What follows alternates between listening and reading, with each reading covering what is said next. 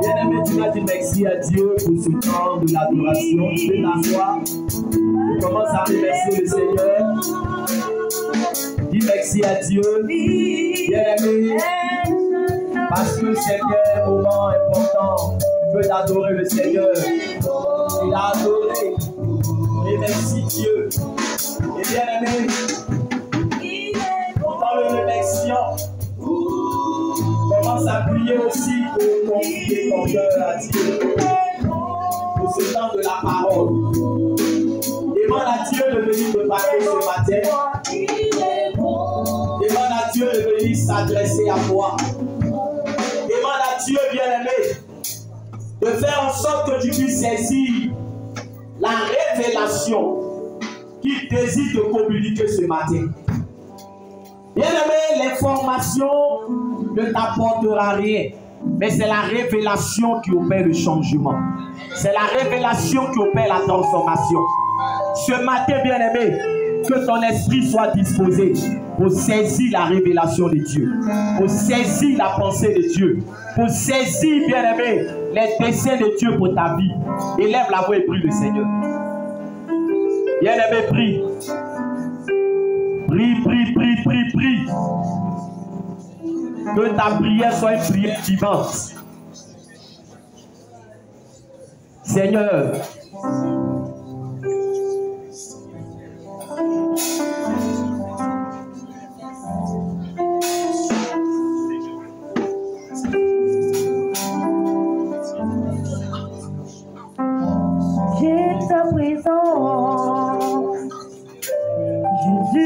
Père, nous te bénissons et nous te rendons toute la gloire. Nous voulons te recommander le temps de la parole. Merci de faire en sorte que ma personne soit dépassée. Et que ce matin, Seigneur, ce soit toi qui vienne encore nous parler.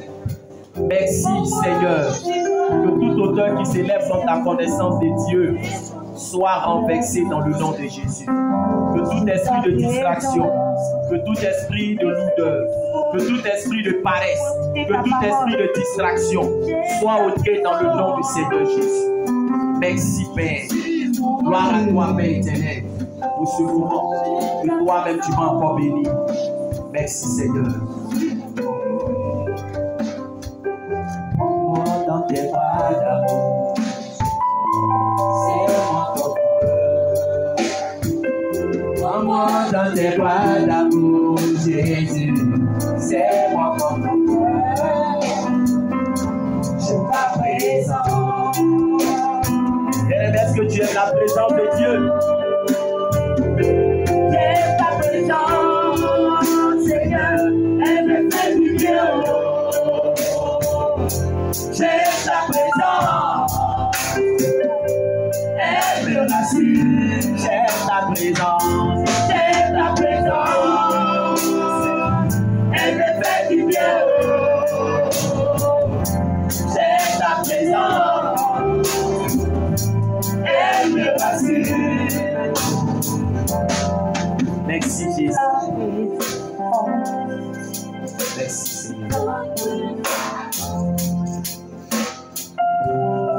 Gloire à Dieu. Est-ce que ce matin, il y a un peuple vivant qui va acclamer le Seigneur?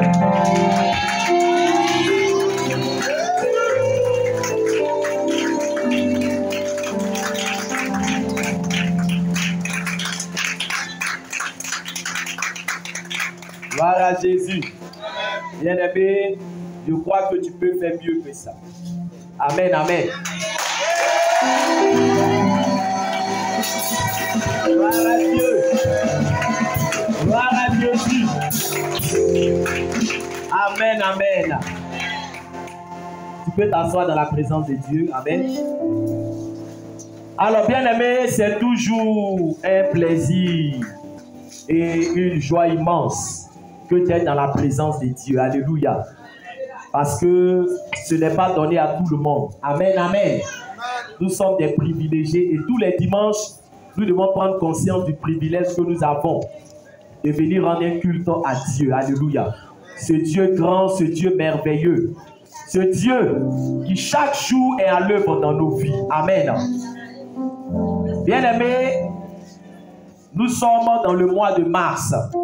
Il est bon de retenir les thèmes qui sont rattachés à chaque mois. Amen. Et nous avons dit que le mois de mars, c'est le mois du progrès évident. Alléluia. Et le dimanche passé, nous avons parlé des choses qui font que nous n'arrivons pas à progresser dans notre marche chrétienne. Alléluia. On a vu la négligence. Quand quelqu'un est négligent, il ne peut pas progresser avec Dieu. Alléluia. Ensuite, on a vu quoi? On a vu le raisonnement. Quand quelqu'un raisonne beaucoup, il ne peut pas aller loin avec Dieu. Amen. On a vu quoi encore? On a vu le refus de témoigner. Quelqu'un qui ne veut pas témoigner quand Dieu fait des choses dans sa vie ne peut pas aller loin avec Dieu. Parce que quand Dieu fait, c'est pour que tu témoignes. Donc quand tu ne témoignes pas, il ne fait plus. Parce que ça ne sert à rien de faire des choses dans la vie de quelqu'un qui ne va pas témoigner. Amen. Et le dernier élément, on a vu la paresse. Alléluia. Quand quelqu'un est paresseux, il ne peut pas aller loin avec Dieu. Amen. Et donc aujourd'hui, dimanche, on va voir les 3 derniers points. Amen. Qui font que quelqu'un ne peut pas avancer avec Dieu. Les gens n'arrivent pas à progresser avec Dieu. Alléluia. Et donc, nous prenons nos Bibles en 2 Rois chapitre 5, le verset 24 à 27. 2 Rois, le chapitre 5, le verset 24 à 27. 2 Rois chapitre 5, le verset 24 à 27.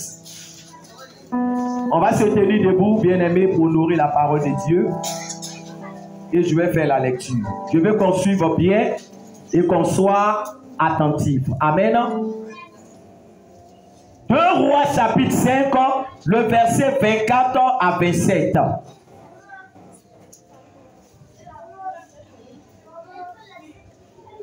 Arrivé à la colline, Géasi les prit de leurs mains et les déposa dans la maison.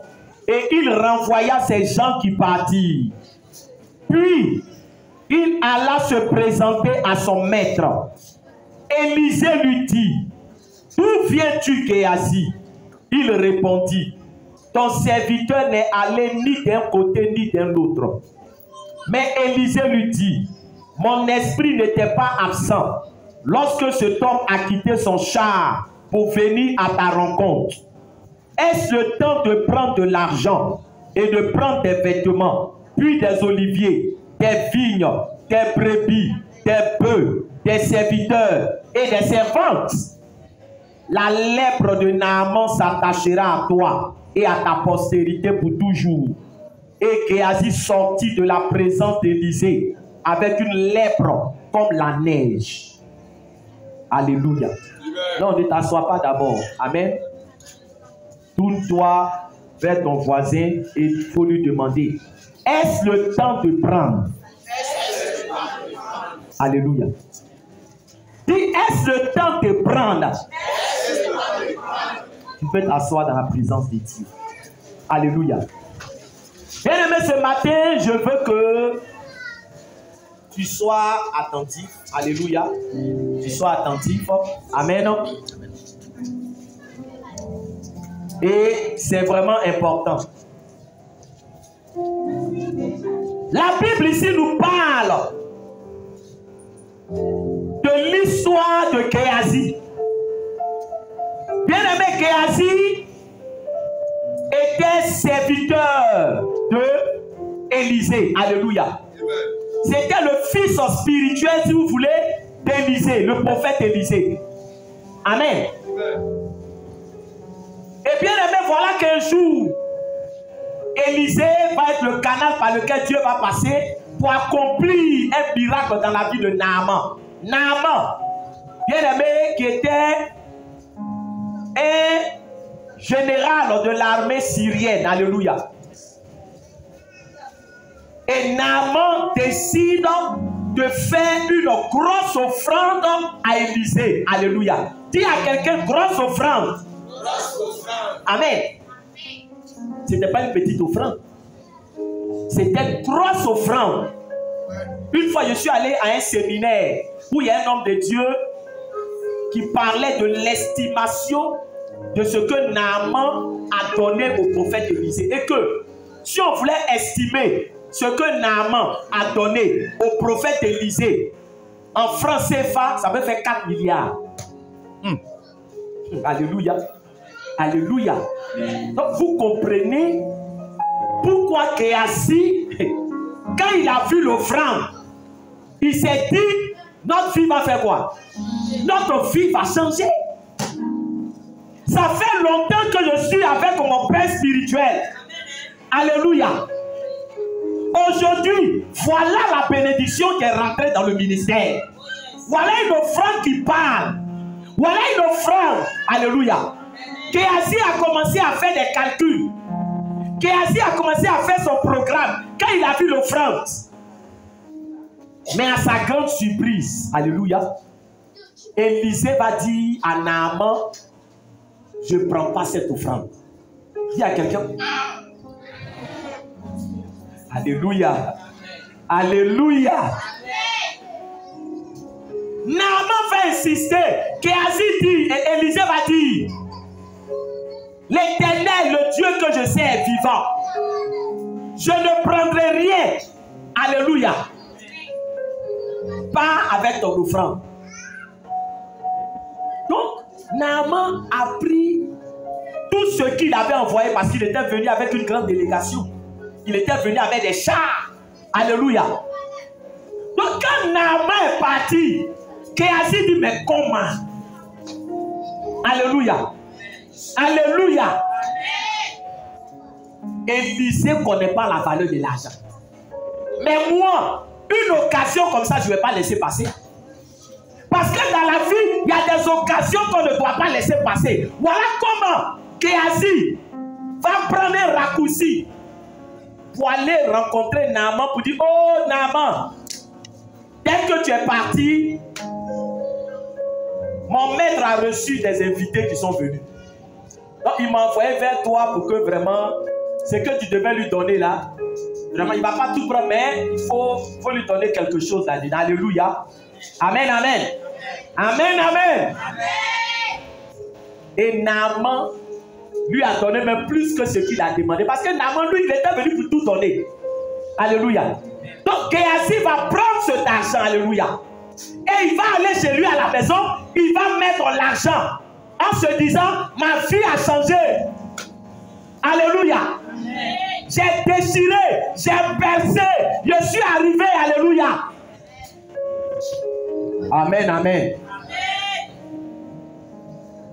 Quand il a fini, il est venu se présenter devant le prophète Élisée comme quelqu'un qui n'a rien fait. Je suis en train de dire à quelqu'un, tu peux tromper un homme, tu ne peux pas tromper Dieu. Alléluia.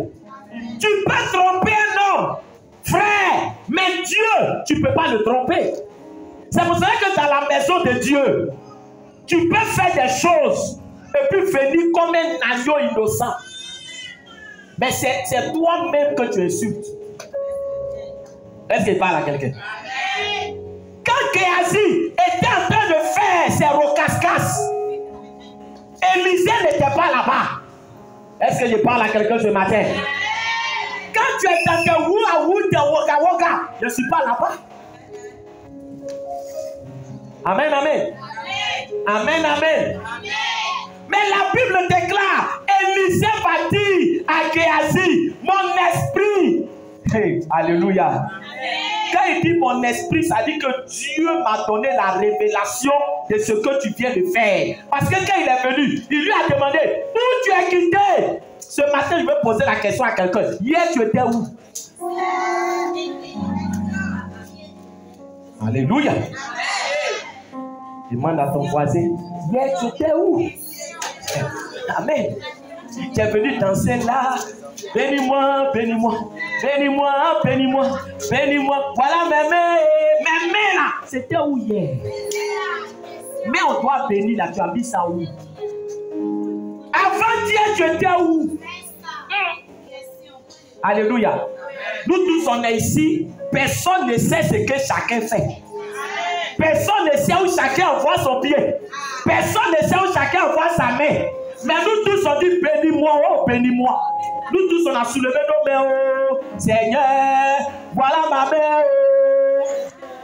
Mercredi, tu étais où? Mardi, tu étais où? Lundi, tu étais où? Violente question. Alléluia. On dit que Géasi, tu es quitté où? Il dit, je ne suis pas quitté quelque part. Alléluia. Tu ne peux pas tromper Dieu.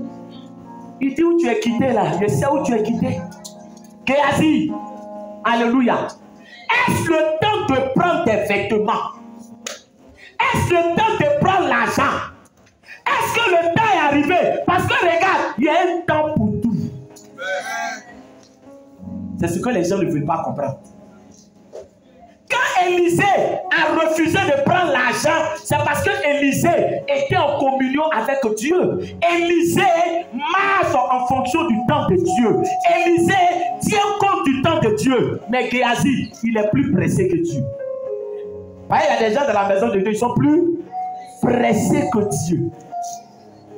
Est-ce que quelqu'un m'entend? Il y a un temps, frère. Il y a un temps de Dieu. Il y a un temps pour être élevé. Il y a un temps pour être béni. Il y a un temps pour percer. Il y a un temps pour que Dieu puisse te faire asseoir. Il y a un temps. Si tu ne connais pas ce temps, tu vas te perdre. Est-ce qu'il parle à quelqu'un? Si tu ne connais pas ce temps, ce matin, frère, c'est une révélation pour ta vie.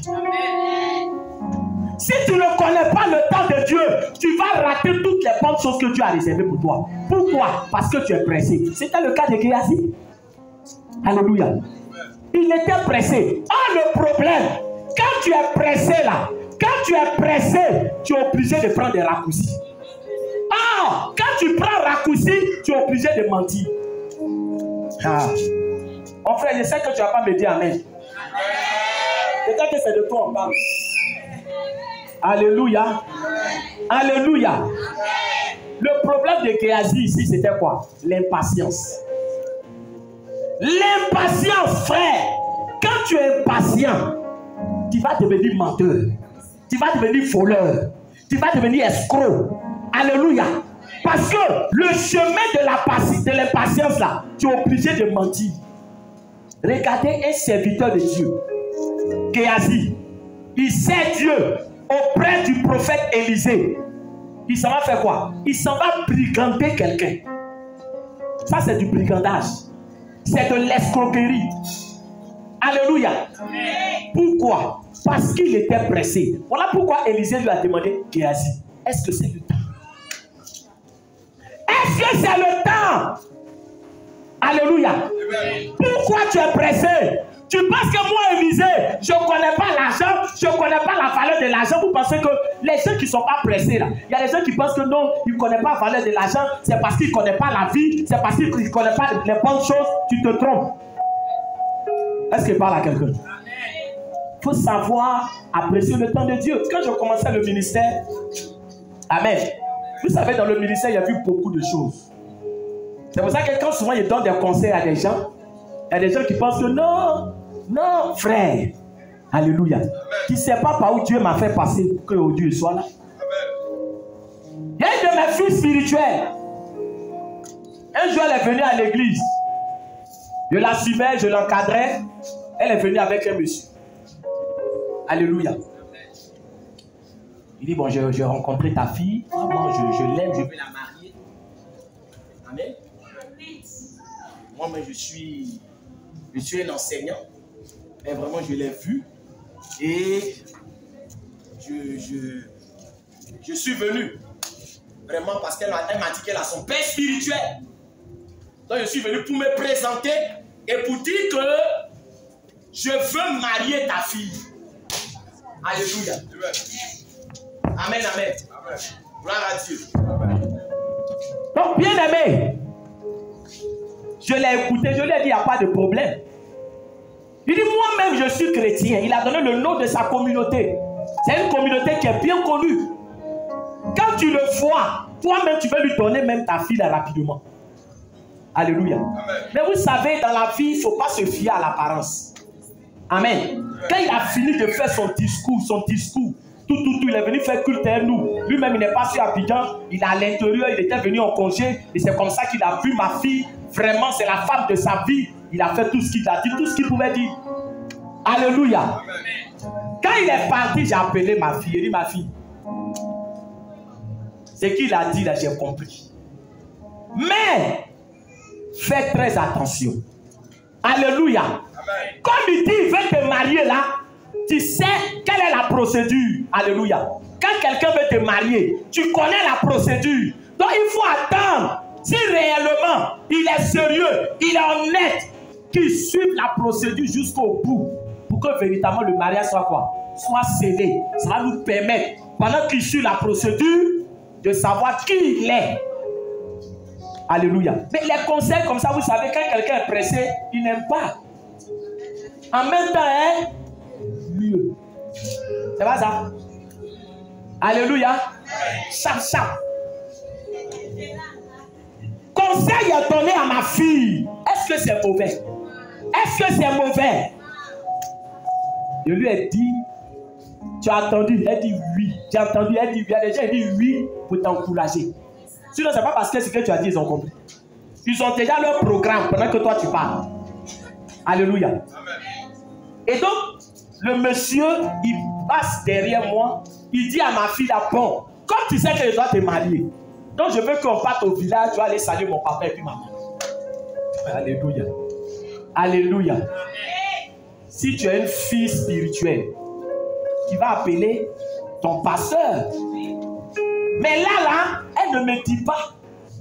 Tu suis quelqu'un pour aller dans son village, pour saluer son papa, pour saluer sa maman. Quand tu as fini de saluer son papa, quand tu as fini de saluer sa maman, tu dors où? Quand quelqu'un veut faire exprès, non. Quand quelqu'un veut faire exprès, il fait comme s'il ne connaît pas. Sinon, quand tu réfléchis là, tu sais que vous partez là, tu sais ce qui va se passer. C'est pour ça que tu ne dis pas au pasteur. Il y a des gens qui veulent faire les bêtises. Ils ne font plus le pasteur. Non, je ne savais pas que ça allait être comme ça. Tu savais. Tu savais. Dans la vie, il y a des choses, quand ça vient, tu vois.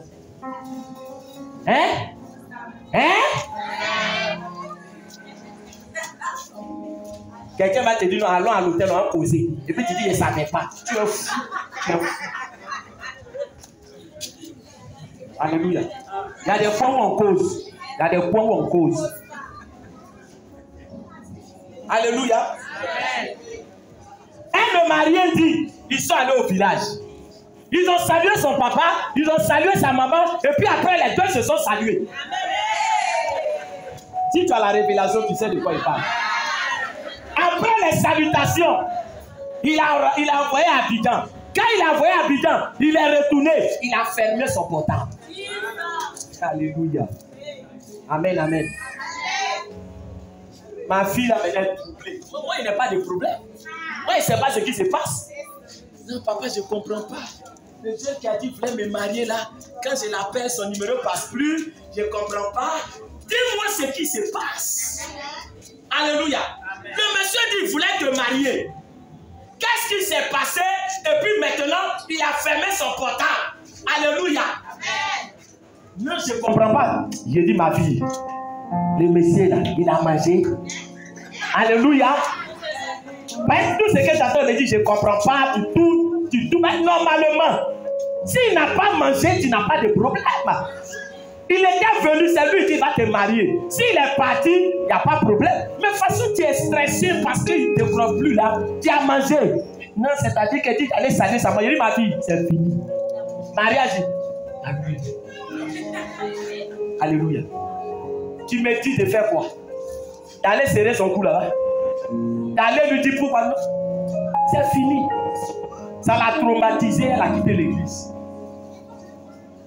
Pourquoi? Parce qu'elle était quoi? Elle était pressée. Dans pressée, c'est devenu humiliation. Parce que frère, quand tu es pressé, tu peux obtenir ce que tu veux, mais ça ne te rendra pas heureux. Jamais heureux. Alléluia. Alléluia. Géasi, il a eu l'argent qu'il voulait, il n'a pas eu. Il n'a pas eu l'habit qu'il voulait, mais il est sorti avec quoi? Lèpre. Tu es lépreux. Tu as fait quoi avec l'argent maintenant? Tu es lépreux. Comment tu vas exercer ton ministère? Qui va venir vers toi, lépreux, pour dire homme de Dieu, faut prier pour moi pendant que tu es lépreux? Alléluia. Mais c'est le chemin de raccourci là qui est là. Et quand on parle aux gens, quand on dit aux gens, allons doucement, ne soyez pas pressés. Il y a des gens qui voient, ils te voient comme leur ennemi. Quand c'est comme ça, on commence à bouder l'homme de Dieu.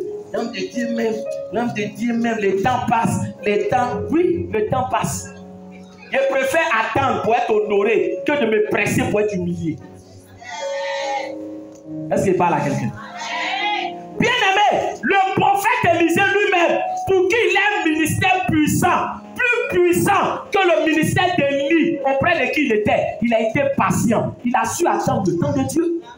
Quand il était auprès d'Élie, il servait Élie. Il n'a jamais dit à Élie, je suis là, je ne vois rien. Je suis là, je ne vois rien. Souvent, c'est des gens comme ça, alléluia. Mais tu es ivoirien, tu vas voir quoi? Alléluia. Les bébés là, quand ils naissent là, est-ce qu'ils voient? Ou bien je c'est pas ça? Bébé, quand ils naissent, est-ce qu'ils voient? Non. Si tu vois rien, c'est pas que tu es encore bébé spirituel. Attends de grandir, tu vas voir. Tu n'es pas encore prêt. Est-ce qu'il parle à quelqu'un? Élisée n'a jamais dit à Élie, je suis fatigué, j'ai quitté auprès de toi, je ne vois rien. Il a su attendre pour pouvoir obtenir la double onction qui était sur la vie d'Élie. Il a été patient. Amen. Et dans la maison de Dieu, beaucoup ne sont pas patients. Voilà pourquoi des gens, ils sont là. Et quand Dieu doit les bénir, regarde, je te dis quelque chose. Tu peux être dans un endroit qui est béni, mais si tu n'es pas patient, tu ne seras pas béni. Géasi a servi auprès d'Élisée qui était oint. Normalement, quand tu sers auprès d'un oint, comment tu es quoi? Tu es oint. Toi, tu sers Dieu auprès d'un oint et puis tu es lépreux. Alléluia. Le problème, ce n'est pas Élisée. Le problème, c'est Géasi.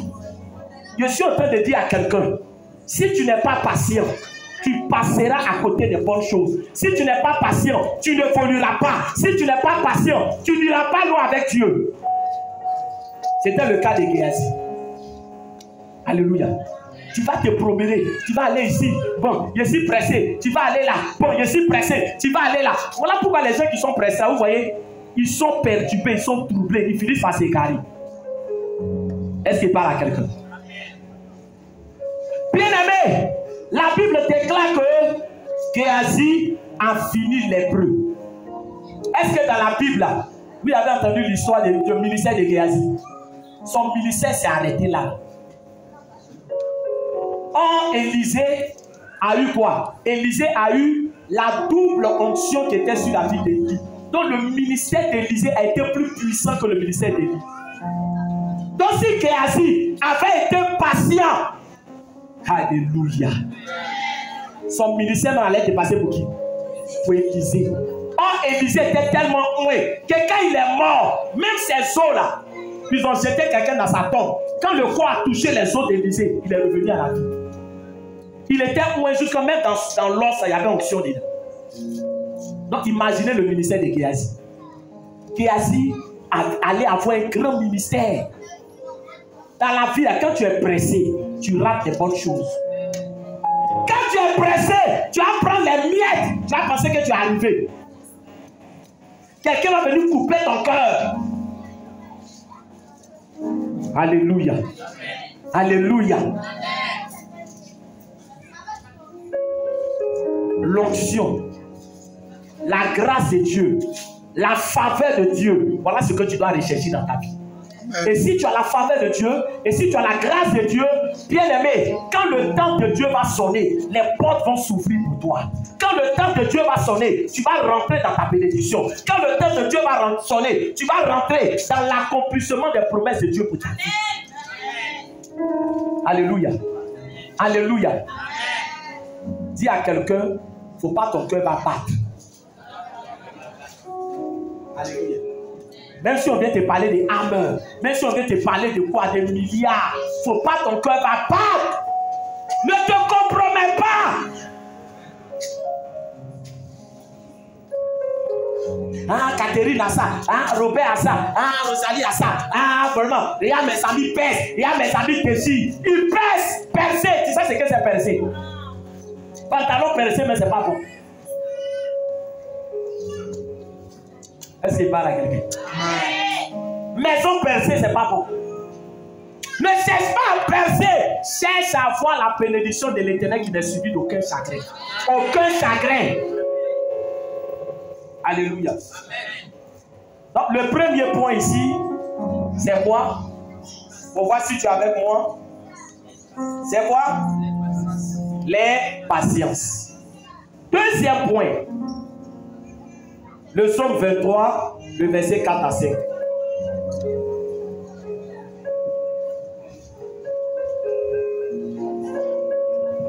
Donc, vous mettez l'impatience. Amen. Donc, le premier point, c'est l'impatience. Et le deuxième point, on va aller dans le psaume 23, le verset 4 à 5. Psaume 23, verset 4 à 5. Alors, c'est un psaume bien aimé que beaucoup de personnes connaissent. Alléluia. Il y a des gens mais souvent qui prennent les psaumes là comme des formules magiques. Ah, mais ils récitent ça. On dit qu'il faut réciter ça, mais protéger. Alléluia. C'est pas que tu es converti que tu es protégé. Amen, amen. Amen, amen. Ce qui te protège, c'est ta conversion.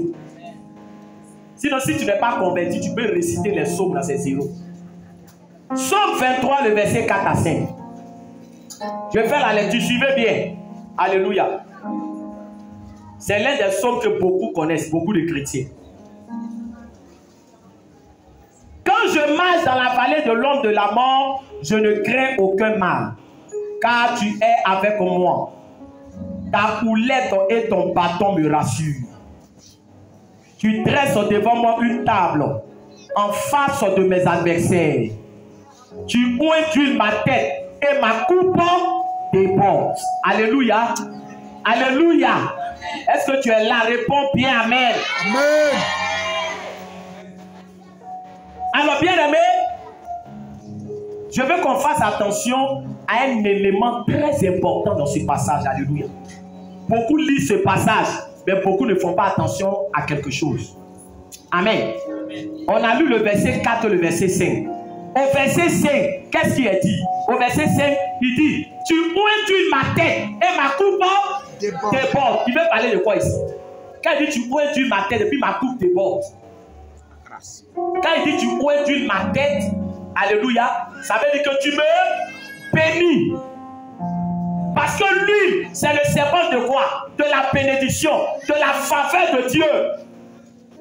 Est-ce que je parle à quelqu'un? Donc quand il dit, tu ointules ma tête, il dit, Seigneur, tu me bénis. Et quand il dit, ma coupe déborde, ça veut dire que quoi? Ma bénédiction est tellement grande que ça fait quoi? Ça déborde et ça coule. Qui ne veut pas que sa bénédiction coule? Qui veut que sa coupe déborde? Alléluia. Tout le monde veut voir sa coupe déborder. Tellement Dieu t'a béni, c'est rempli jusqu'à sa coule. Parce que la Bible déclare que Dieu nous donne au-delà de ce que nous lui demandons. Mais regardez, avant d'arriver où on parle de coupe déborde là, il y a un verset qu'on trouve d'abord. Dans ce verset, il dit quoi? Il dit, quand je marche dans l'ombre de la vallée de la mort, je ne crains aucun mal. Donc pour qu'il puisse arriver au stade où il est béni et que sa coupe a débordé, il a d'abord traversé quoi? L'ombre de la vallée de la mort. Est-ce que quelqu'un me suit? Est-ce que tu me suis bien? La vallée de l'ombre de la mort. Donc pour que sa coupe déborde, il a traversé quoi? La vallée de l'ombre de la mort. Mais regarde, s'il avait peur, est-ce qu'il allait pouvoir traverser cette vallée? Répondez-moi bien. Est-ce que quelqu'un qui a peur peut traverser la vallée de l'homme de la mort? Non. Donc, il n'a pas eu peur. C'est parce qu'il n'a pas eu peur qu'il a traversé la vallée. Mais au bout de cette vallée, il y avait la bénédiction, il y avait l'élévation, il y avait le succès, il y avait, frère, une grâce abondante. Je suis en train de dire à quelqu'un, il y a des situations que tu dois traverser d'abord avant de parvenir à la bénédiction. Avant de parvenir à la bénédiction, tu vas traverser la vallée de la terreur, la vallée de la sorcellerie, la vallée de l'adversité, la vallée de la persécution. Mais si tu as peur, tu fais comment? Un peureux ne peut pas traverser. Amen, amen. Mais qu'est-ce qui fait que David ici dit qu'il n'a pas peur? Pourquoi il n'a pas peur? Parce qu'il dit qui est à ses côtés? La lumière. Dieu est à ses côtés. Ce matin, je vais te délivrer beaucoup de personnes. Alléluia. Amen. Il dit qui est à côté de lui? Amen, amen. Il dit, car ta houlette de ton bâton me rassure. Mais David, là, pendant qu'il marche, est-ce qu'il voit Dieu marcher à ses côtés? Mais comment il fait pour savoir que Dieu est avec lui? Il y a un prophète qui est derrière lui tous les matins pour dire Dieu est avec toi. Amen. Mardi encore il vient. Mon fils, Dieu est avec toi. Alléluia. Amen. Alléluia. Amen. Comment il fait pour savoir que Dieu est avec lui? Quand il marche, comment il fait pour savoir que Dieu est avec lui? Comment? Comment? Par la foi. Par la foi. Quand tu es un enfant de Dieu, le Seigneur a dit, je serai avec vous tous les jours, jusqu'à la fin du monde. Alléluia. Donc il a cette confiance que Dieu est avec lui, c'est pour ça qu'il n'a pas peur. Tu m'entends? Mais pourquoi il y a des chrétiens qui ont peur des sorciers? Je vous dis aujourd'hui. Alléluia. On dirait que vous ne voulez pas qu'on vous... On va laisser. Alléluia. Est-ce qu'il n'y a pas de chrétiens qui ont peur des sorciers? Si. Est-ce qu'il n'y a pas de chrétiens qui ont peur d'aller au village? Si. Est-ce qu'il n'y a pas de chrétiens qui ont peur de saluer des sorciers? Si. Pourtant, ils sont chrétiens. Qu'est-ce qui fait qu'ils ont peur? Je vous dis. Les chrétiens qui ont peur des sorciers, c'est les chrétiens qui ont plus d'informations sur la sorcellerie que sur Dieu. Amen. C'est-à-dire qu'ils sont à l'église là, ils ne cherchent pas à connaître Dieu. C'est lui qui sait que le sorcier sort la nuit à minuit. C'est lui qui sait que le sorcier traverse le mur. C'est lui qui sait que le sorcier sort par la terre. Le sorcier sort par le ciel. Ce matin, il te dit quelque chose. Moi, je m'en fous par où le sorcier sort. Ça ne m'intéresse pas. Il sort par derrière, il sort par ses oreilles, il sort par le toit, il sort par la terre. Si je connais mon Dieu, je m'en fous de ça. Amen. J'ai écouté le témoignage sur la sorcellerie. On dit un gars qui fait témoignage. Ah, d'accord. Il connaît tout de la sorcellerie, mais il ne connaît rien de Dieu. Dieu qui prie là, il ne connaît pas. Comment tu ne vas pas avoir peur? Il y a des églises où on fait séminaire sur la sorcellerie. Et puis les chrétiens sont là. Vous savez, les sorciers, ils ont 7 œils. Toi, tu penses que quand tu fais ça, tu as l'assurance. Mais tu es en train de traumatiser les gens. Même les films, les projections de films qu'on regardait dans le temps, ça nous donne plus d'informations sur la sorcellerie que sur Dieu. Mais dans le film, on parle de sorcellerie jusqu'à... Et puis où Dieu caille là, c'est 1 minute. On prie maintenant. Hey! Mais quand les gens vont dormir, qu'est-ce qu'ils ont retenu? Non, non. Mais les sorciers, ils sont forts. Mais dans le film qu'on a regardé là, le monsieur, la nuit il rentre, il a gâté ici, la nuit il sort, il a fait ça, il a fait ça. Même lui qui était en Europe, il est allé là-bas, il a détruit, il a fait ça, il a fait ça. Et puis bon, à la fin, il y a eu prière, et puis il y a eu la victoire. Qu'est-ce qu'il a retenu? Les sorciers sont comment? Ils s'en foutent. Si tu sais qui tu es, le sorcier lui-même à côté de toi, il tremble. Alléluia. Oh Seigneur, révèle-moi les sorciers de ma vie. Tu vas faire quoi avec ça? Seigneur, révèle-moi la profondeur de ta parole. Révèle-moi la connaissance, les merveilles qui sont dans ta parole, les trésors qui sont dans ta parole. Alléluia. Vous vous minimisez. Vous êtes chrétien, vous avez peur. C'est vous qui avez peur de tout et de tout parce que vous ne savez pas qui vous êtes. La peur, regarde, quand Jésus marchait sur l'eau, qu'est-ce que Pierre a dit? Pierre dit, Seigneur, si c'est toi, ordonne. Moi aussi, elle fait quoi? Pierre marchait sur l'eau. Pierre marchait sur l'eau. Qu'est-ce qui a fait que Pierre s'est enfoncé? On dit, il y a un vent qui a soufflé. Depuis que tu marches sur l'eau là, vent souffle, tu es paniqué. En même temps, il a commencé à s'enfoncer. Cherchez à savoir qui vous êtes. Parce que souvent, quand vous faites ça, Dieu même, il a honte de vous. Dans la vie, même si tu es chrétien, les sorciers sont les sorciers. Hein? Tu vis dans la peur, tu es dans la peur, et dans la peur, tu es traumatisé. Où est ton assurance? Vous ne lisez pas la parole de Dieu. Regardez le psaume verset. Il dit, l'Éternel est le soutien de ma vie. De qui aurais-je crainte? L'Éternel est le soutien de ma vie. De qui aurais-je crainte?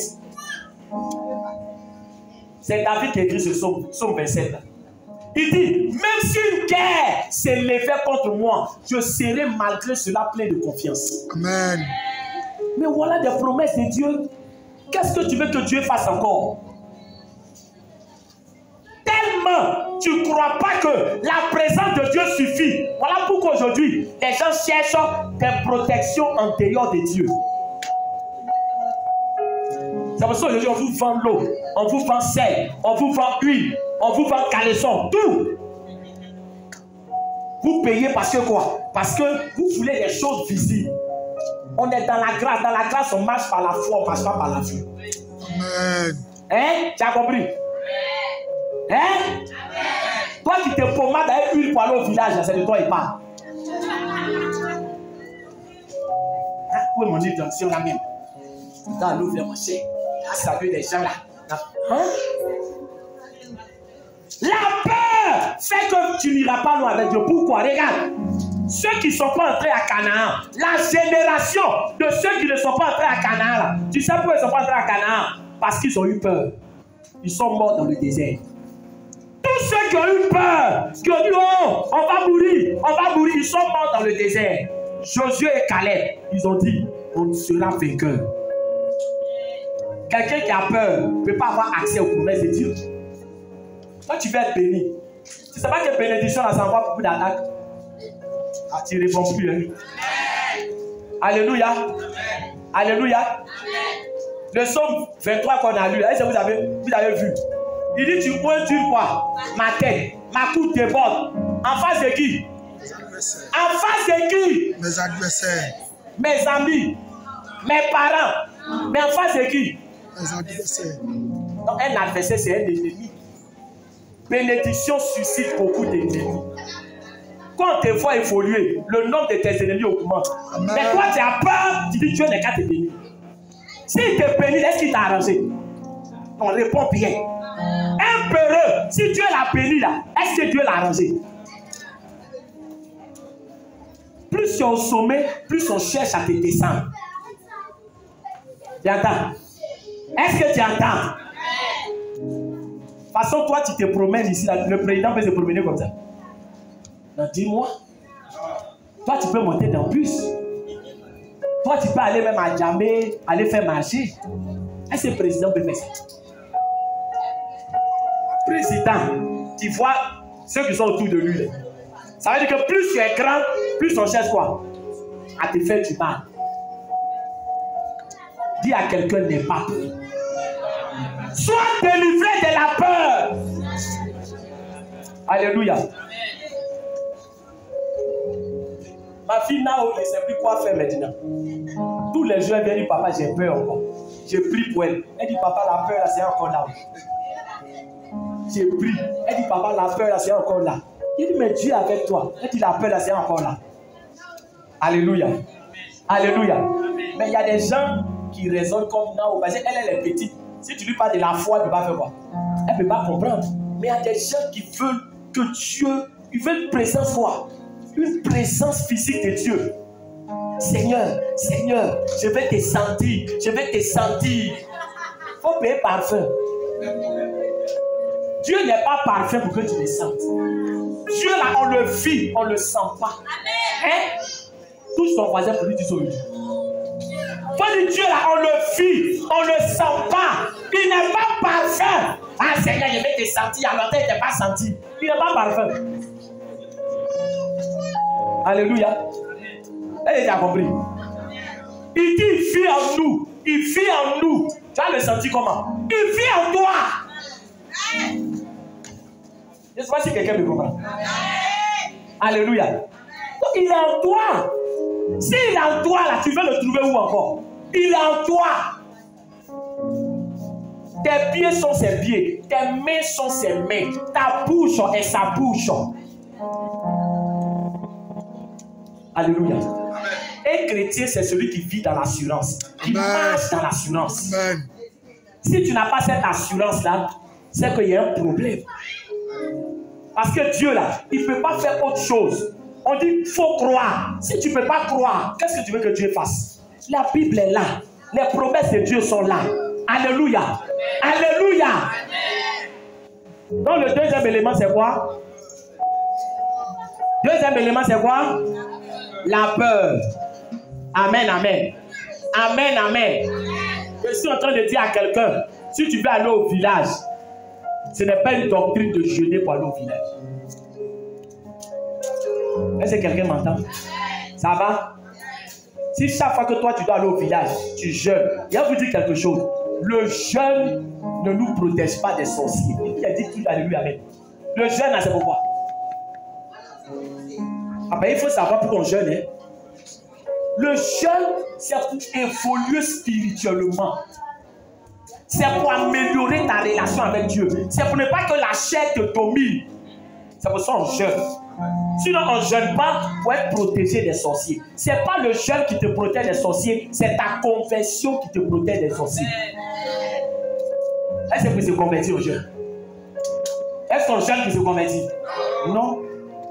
Tu crois que Jésus est en toi? Tu crois que Jésus est en toi? Tu crois qu'il est en toi? S'il est en toi, c'est que son feu est en toi. Est-ce qu'il parle à quelqu'un? On ne joue pas avec le feu. Ceux avec qui on joue là, ce n'est pas toi. Tu m'entends? Tu m'entends? Ce qu'on programme là, ce n'est pas toi. Ce qu'on a tavé là, ce n'est pas toi. Ceux qui on joue petit poteau la nuit, ce n'est pas toi. Est-ce qu'il parle à quelqu'un? Tu as une zone interdite pour les démons. Tu as une zone interdite. Amen.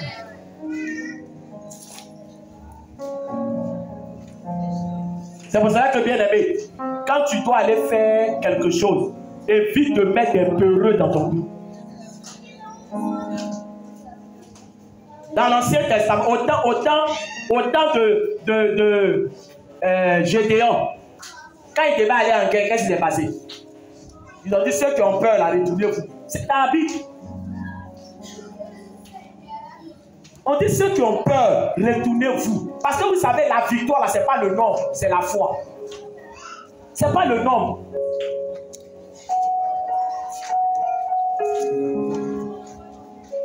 Troisième élément, et nous allons terminer.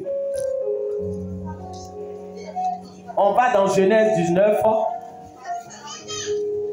verset 17, pour ceux qui notent. Genèse chapitre 19, verset 17, et on va lire le verset 26.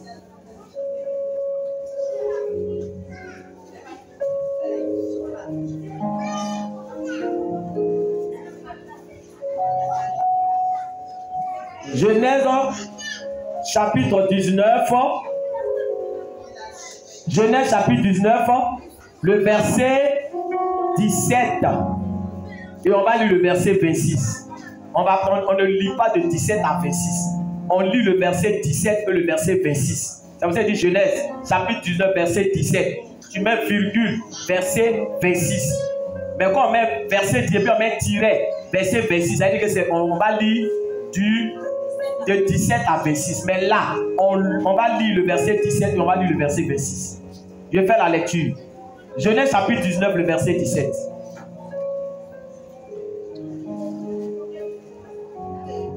Après les avoir fait sortir, l'un d'eux dit, sauve-toi pour ta vie, ne regarde pas derrière toi et ne t'arrête pas dans toute la plaine. Sauve-toi vers la montagne, de peur que tu ne périsses.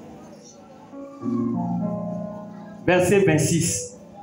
La femme de l'homme regarda en arrière et elle devint une statue de sel. Alléluia.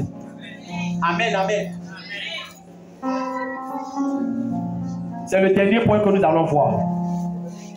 Je veux que tu écoutes très bien. On connaît tous l'histoire pour la plupart. Hein? Bon, pour ceux qui ont l'habitude de lire la Bible, on connaît l'histoire de Lot. Alléluia. L'histoire de Sodome. Alors, c'est un rappel pour certains et c'est une découverte pour d'autres. Alléluia. La ville de Sodome était une ville où le péché avait atteint son niveau le plus élevé. En bon français, on a dit que le péché avait atteint son paroxysme. Souvent, on a parlé gros français avec vous. Hein? Donc, le péché avait atteint son quoi? Son paroxysme. Ou le summum. Quand il va à ta voix, il ne sait pas quand il prêche. Oui, alléluia. Il y a des points où il prêche là. Terre à terre pour qu'on puisse se comprendre. Mais vous ici on peut utiliser ça, non? Ça peut aller. Donc le summum, le paroxysme, ça veut dire que c'est le dernier degré. Tellement cette ville-là, il y avait le péché, il y avait la débauche. C'est le nom Sodome là. C'est de ce nom-là que vient le mot sodomie. La sodomie, ça vient de Sodome. Alléluia. Alléluia. Donc le chrétien ne pratique pas la sodomie. Hein? Amen, amen. Amen, amen. Dans la ville de Sodome, il y avait l'homosexualité. Jusqu'à quand les anges sont rentrés là-bas, ils ont dit à l'autre, envoie les anges, on va sortir avec eux. Alléluia. Là-bas. Donc, il n'y avait pas d'interdit. C'était la débauche, la dépravation. Dieu va décider de faire quoi? De détruire cette ville. Amen, amen. Mais Sodome ici, c'est l'image du monde. Aujourd'hui, dans le monde, frère, quand vous lisez l'actualité, on doit prier même pour nos enfants. Vous savez qu'en Espagne, aujourd'hui, si quelqu'un a 16 ans, s'il est garçon, il peut décider de devenir femme. À 16 ans. Quand il grandit, il a 16 ans, il dit, moi, je me sens femme. Donc, on change son genre. Alléluia. En Espagne, il y a des lois que les gens sont en train de voter. Prions pour nos enfants. Alléluia. Amen. Prions pour nos enfants. Les transgenres. Alléluia. Ça veut dire qu'aujourd'hui même là, si tu croises une femme, il faut être sûr que c'est une femme, même si elle a 5. Tu comprends? Si elle a tous les mystères des femmes là, ça peut être garçon qui a fait opération pour devenir femme. Est-ce que vous avez regardé sur le net cette servante en griffe qui enceintait les filles de sa patronne? Parce qu'elle a assez, mais elle a le mystère des hommes. Donc quand elle est venue, la femme ne peut pas s'imaginer que c'est garçon. Elle voit assez là qu'elle est là.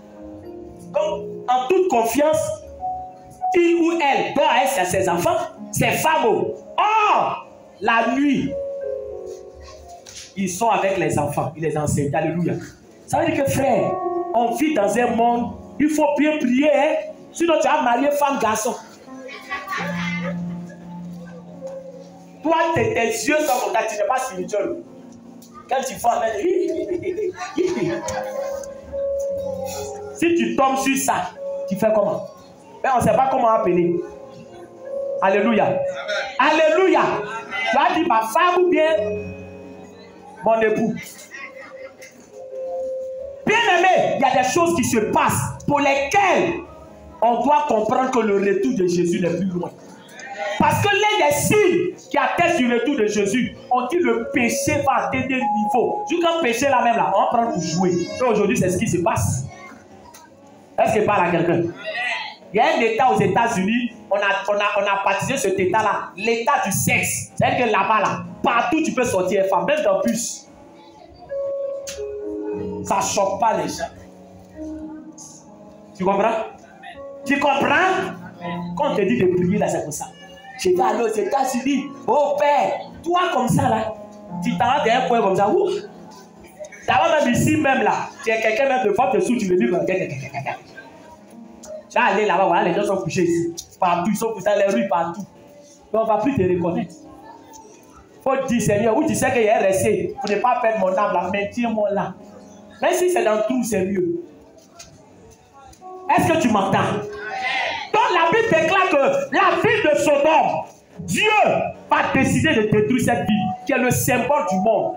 Le monde aujourd'hui, avec toutes ces dépravations, c'est le symbole de Sodome.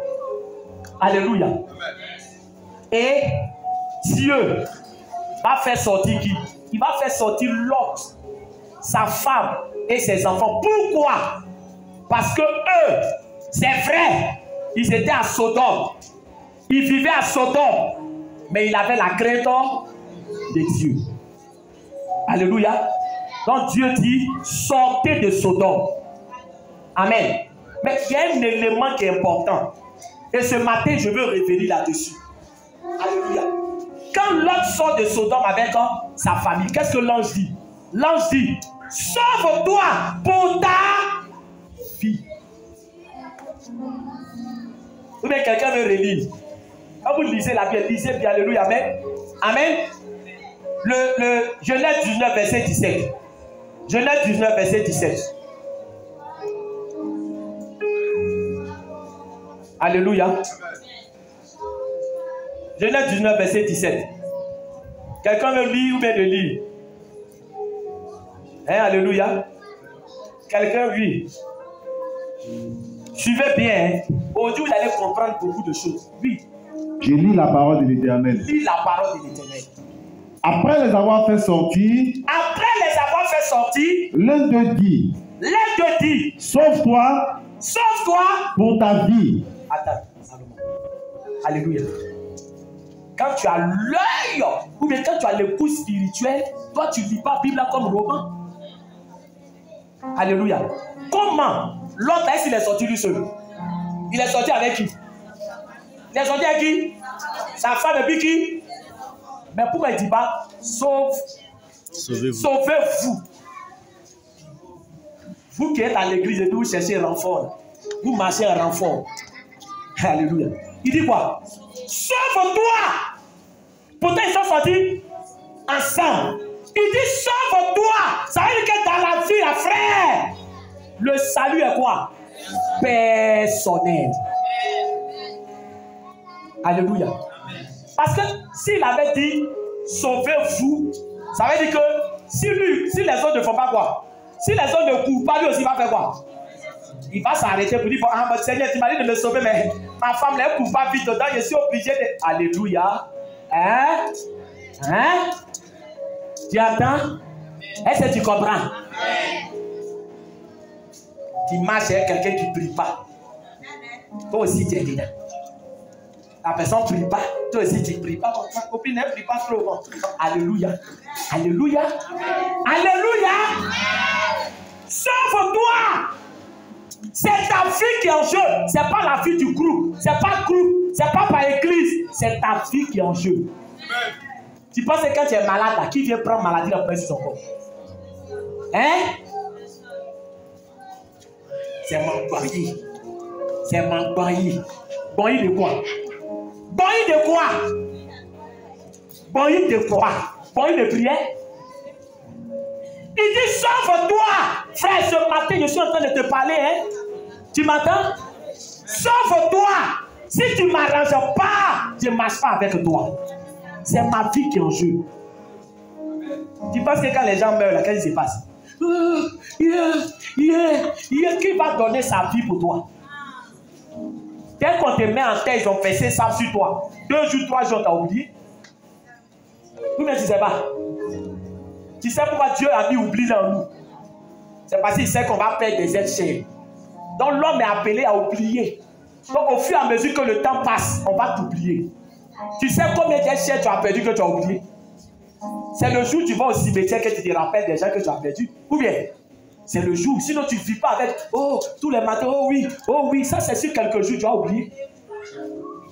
Tu m'entends? Il dit, sauve-toi, frère. L'autre là, il a entendu, sauve-toi, sauve-toi. Pour dire que là où on court, là où on court, c'est chacun pour soi.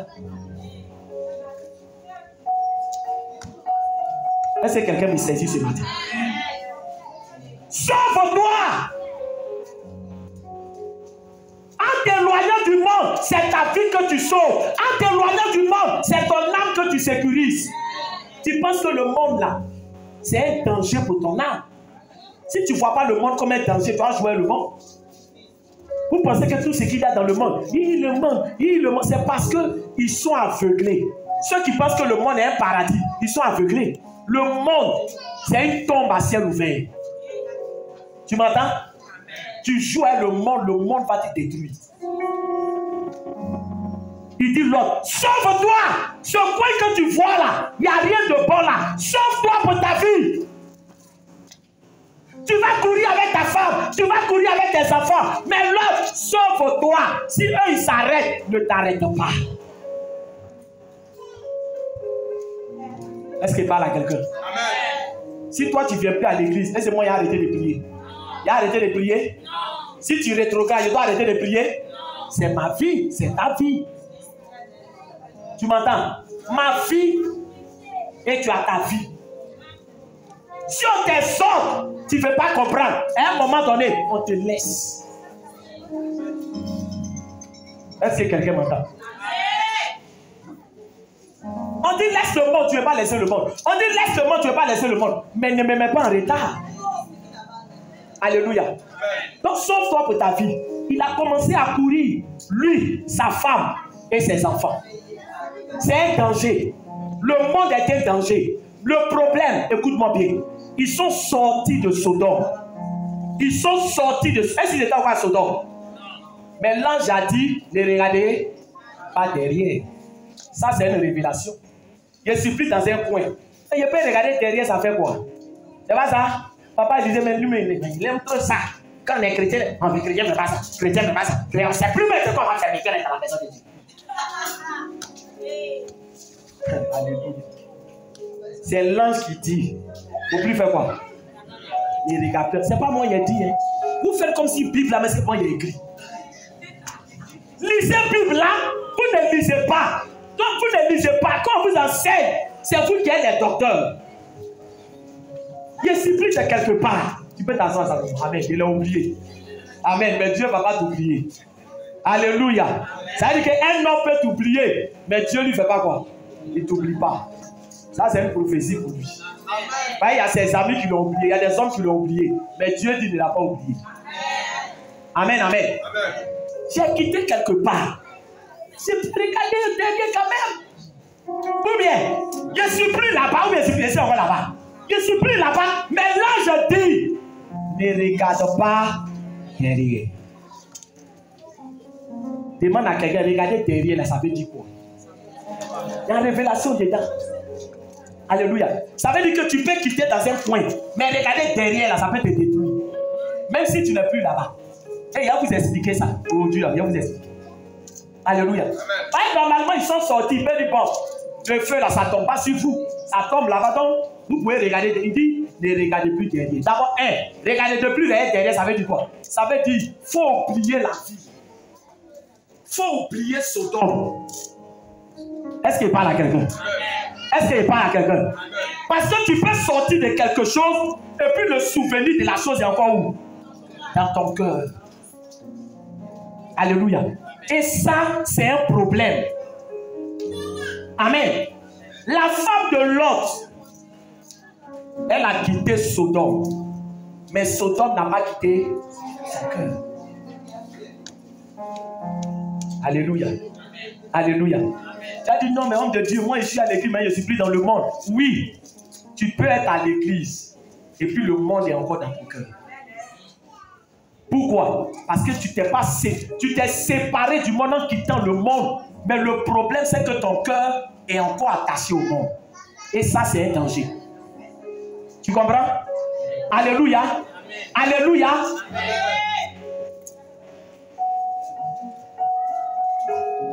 Viens te dire, et puis toi-même aujourd'hui, tu vas regarder si ton cœur s'est détaché du monde. Comment on fait pour savoir, quand on est à l'église, que notre cœur n'a pas quitté le monde? Et vous donnez les signes. Et donnez même les laisser. Il faut donner, puis toi-même tu vas analyser. Mais la Bible, c'est miroir. Amen. Premier élément, c'est que tes souvenirs là sont où? Sont où? Dans le monde. Toi, tu n'évangélises pas. Quand tu es là et puis tu causes avec tes amis, ce n'est pas évangélisation. Quand il était dans le monde, vraiment, et puis quand tu parles, ton visage est comment? Sourire. Il est dans le monde, non, mais dégagement, non. Il dit, quand il était dans le monde, là, il dit, attends, il y a vous expliquer l'histoire, mes copines, là. Quand il était dans le... Toujours quand il était dans le monde. Mais dans ta vie chrétienne, là, tu n'as pas de témoignage pour nous. Toujours quand il était dans le monde, quand il était dans le monde. C'est Magui, là. Yeah! C'est nous, on a inauguré ça. Il sourit comme ça. Alléluia. Ça, c'est le premier point. Maintenant, l'autre point, tu peux ne pas faire ce que je suis en train de dire. Mais là, c'est quoi? On va adorer le Seigneur. Tu es indifférent. On va lire la Bible. Tu es indifférent. Tu es indifférent aux choses spirituelles. Pourquoi? Parce que ton cœur est encore dans le monde. Donc, quand on parle des choses de Dieu, là, ton cœur ne parle pas pour ça. Alléluia. Mais le même, quand on va parler des choses du monde, il faut le voir. Alléluia. Tout d'un coup, il retrouve quoi? Il retrouve son zèle. Or, dans le monde, il n'y a pas de commando pour t'encourager. Alléluia. Donc, tu as une tièdeur. Tu ne peux pas t'engager pour Dieu. Pourquoi? Parce que, regarde, la Bible déclare qu'on ne peut pas aimer Dieu et le monde. Donc, quand tu aimes le monde, là, tu n'aimes pas les choses de Dieu. Tu ne peux pas aimer les deux. Donc, si on dit prie, on dit fais ça, on dit fais ça, c'est que le monde n'a pas encore quitté ton cœur. Tu m'entends? Tu m'entends? Évangéliste, tu es indifférent. Alléluia. Alléluia. Ton cœur doit s'enflammer pour les choses de Dieu. Écoute-moi. Ton cœur, regarde, quand Jésus est rentré dans le temple, il a vu, on vendait les moutons, les cabris. Alléluia. Son cœur n'a pas quoi? Son cœur n'a pas supporté. Le zèle de ta maison me dévore. Ce ne sont pas des zèles pour Dieu. Tu entends? Ce ne sont pas des zèles pour Dieu. Ton cœur part pour les choses de Dieu. Quand on dit prière, ton cœur part. Quand on dit ça, ton cœur part. Quand on dit ça, ton cœur part. Alléluia. Amen, amen. J'ai pris. J'ai beaucoup de personnes avec qui j'ai pris. Mais il y a une personne avec qui je prie. Alléluia. On prie au téléphone. Il y a des gens avec qui je prie. Alléluia. Que je suis aussi au téléphone. Mais j'ai dit. Alléluia. Une fois même, je disais ça à ma femme. Je n'ai jamais vu quelqu'un qui aime. C'est-à-dire que la personne même m'en dit la prière. Alléluia. Pasteur, j'espère que tu ne te déranges pas. Hein? Je voulais prier. Est-ce qu'on peut prier? Alléluia. Il dit, mais on peut prier. Amen, amen. Amen, amen. Mais frère, la personne est impliquée dans la prière, les programmes de prière, alléluia, amen. Et des résultats commencent à se produire dans la vie de cette personne. Amen, amen. Amen, amen. Quand tu ne vois pas l'importance de certaines choses, ça ne peut rien changer dans ta vie. Tu ne peux pas aimer le monde et puis aimer Dieu. Il dit à quelqu'un, tu as un choix à faire. Voilà la femme de l'homme. On dit ne regarde pas derrière. Mais tellement elle aimait Sodome, tellement ses souvenirs étaient encore là-bas, tellement son intérêt était là-bas, elle a regardé derrière, elle est devenue statue de sel. L'amour du monde ne peut pas te permettre d'avancer avec Dieu. C'est le dernier point. L'amour du monde ne peut pas te permettre d'avancer avec Dieu. Alléluia. Celui qui met la main à la charrue, qui regarde en arrière. et regarde en en arrière n'est pas fait pour le royaume des cieux. Tu es à l'église, tu as dit adieu au monde ou bien tu as pris congé du monde. Et adieu et puis congé, c'est pas la même chose. Alléluia. Alléluia. Quand on dit adieu, ça veut dire quoi? Ça veut dire c'est fini. Ce matin, là, il te dit quelque chose. Nous et puis le monde, là, c'est quoi? C'est fini. C'est le divorce. Vous connaissez le divorce? C'est l'expression. Quand on dit divorce, ça veut dire qu'il n'y a plus quoi? Il n'y a plus de mariage. Vous êtes séparés. Chacun refait sa vie. Nous, chrétiens, on a divorcé du monde. On s'est séparés du monde. On a dit adieu au monde. Alléluia. C'est pour ça que ce matin, je suis en train de dire à quelqu'un, si tu sais que dans le monde, tu as eu des aventures et puis c'est fini, c'est fini. Tu as photo là, tu fais quoi avec ça? Photo là, c'est pourquoi?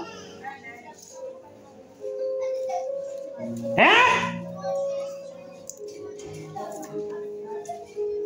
Vous quittez le monde et vous prenez des objets du monde. Oui? La roue du monde. La roue du monde. Alléluia.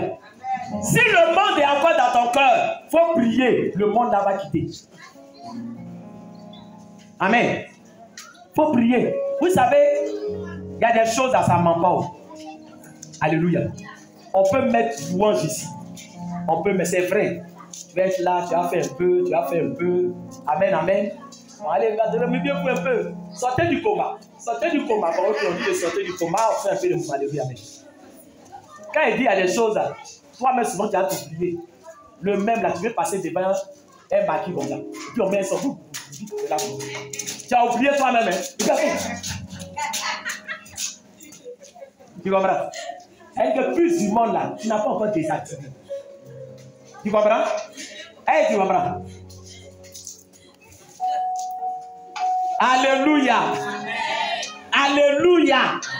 Est-ce que je parle à quelqu'un ici? Oh! Amen, amen. Amen, amen. Bien-aimé, le monde de nous là, tout doit ton voisin. Faut dire moi, j'ai dit adieu au monde. J'ai dit adieu au monde. C'est fini. Oh, adieu. Alléluia. J'espère que c'est ton cas. On va acclamer le Seigneur. On va acclamer le roi des rois.